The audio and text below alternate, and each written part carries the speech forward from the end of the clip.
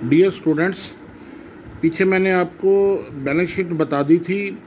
अब ये आपकी जो profit and loss statement account है कंपनी में, ये भी वर्टिकल फॉर्म में बन रहा है। जो पीछे करते थे आप, वहाँ पर्टिकुलर अमाउंट के हिसाब से बनता था। डेबिट में सारे एक्सपेंसेस, क्रेडिट में सारी इनकम्स। इसमें वर्टिकल फॉर्म में बन रहा है और थोड़ा सा शेप चेंज आ जाएगी उसमें। सबसे पहले पर्टिकुलर्स, फिर नोट नंबर अभी तक आपको पता लग गया है कि जो आइटम्स हैं उनकी डिटेल नीचे देंगे, वो नोट नंबर 1, 2, 3 उसमें देंगे।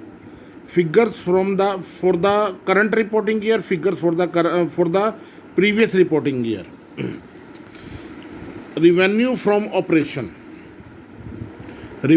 ऑपरेशन बोलते हैं सेल को। अब मैं आपको बताता हूँ, रिवेन्यू फ्रॉम ऑपरेशन का मतलब है जो भी हम ऑपरेशन करते हैं, जो भी हमारी आमदनी का साधन है, उससे हमें जो रिवेन्यू रिसीव हुआ, जो रिसिप्ट रिसीव हुई, उसको रिवेन्यू फ्रॉम ऑपरेशन बोलेंगे। नॉर्मली सेल्स इसमें आता है। Other income, profit and loss account में +1 वाली को बुक में से भी देखना, जो क्रेडिट साइड की सारी आइटम्स थी वो अदर इनकम में यहाँ पर आ जाएगी। डिटेल नहीं लिखेंगे, डिटेल नोट नंबर में आएगा। टोटल इनकम आ गई। उसके बाद डेबिट में एक्सपेंसेस है, ये इस तरह हटाएंगे। 4th नंबर पॉइंट में पहले कॉस्ट ऑफ मटेरियल कंज्यूम आपने याद करना है, सिर्फ नाम कॉस्ट ऑफ मटेरियल कंज्यूम। इसकी डिटेल में इसमें क्या आना है वो आपको मैं बाद में बता दूंगा। वैसे इसमें opening stock plus purchase minus closing stock आना है।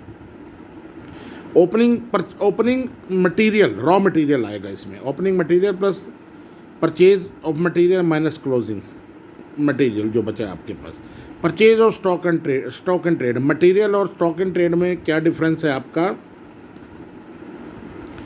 जो आप बनी बनाई चीज़ ले लेते हो उसको स्टॉक एंड ट्रेड में आपको बोलते हैं जी। Changes in inventory of finish goods, work in progress और स्टॉक एंड ट्रेड 3 तरह का है। फिनिश गुड्स तैयार माल, वर्क इन प्रोग्रेस जो अभी काम जिस पे चल रहा है, स्टॉक एंड ट्रेड जो आपका परचेज करके लाए हो मार्केट से, आप सीधा बनाया नहीं उसमें आपने। तो changes in inventory of finish goods, opening minus closing. आपको कुछ वैसे मैं बता रहा हूँ, पर आपने इसको सिर्फ याद करना है क्या क्या आइटम आनी है। एम्प्लॉय बेनिफिट एक्सपेंसेस, नाम से ही शो रहा है, जो आप सैलरी वगैरह दिखाते थे उसमें प्रॉफिट एंड लॉस अकाउंट में, वो यहाँ पर आएंगे। सैलरी वेजेस दोनों एम्प्लॉय बेनिफिट एक्सपेंसेस में। फाइनेंशियल कॉस्ट, जो बैंक इंटरेस्ट, बैंक चार्जेस वगैरह दिखाते थे, वो फाइनेंशियल कॉस्ट में आएंगे।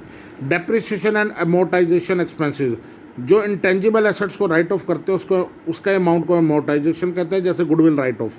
और डेप्रिसिएशन होता है टेंजिबल एसेट्स के ऊपर लिखता है। आपने +1 में पढ़ा था, आप बुक खोल के फिर दोबारा पढ़ना, अब आपको क्लियर होगा वो। अदर एक्सपेंसेस जो किसी में भी नहीं आएगा वो अदर में आ जाएगा। उसके बाद आपका टोटल एक्सपेंसेस, जो ऊपर वाले सारे एक्सपेंसेस को जोड़ लोगे आप। प्रॉफिट बिफोर टैक्स ये आ जाएगा, उसमें से टैक्स घटाएंगे, कॉर्पोरेट टैक्स, क्योंकि ये कंपनी का है। फिर प्रॉफिट आफ्टर टैक्स आ जाएगा। तो ये आपने याद करनी है, याद करके लिखनी है।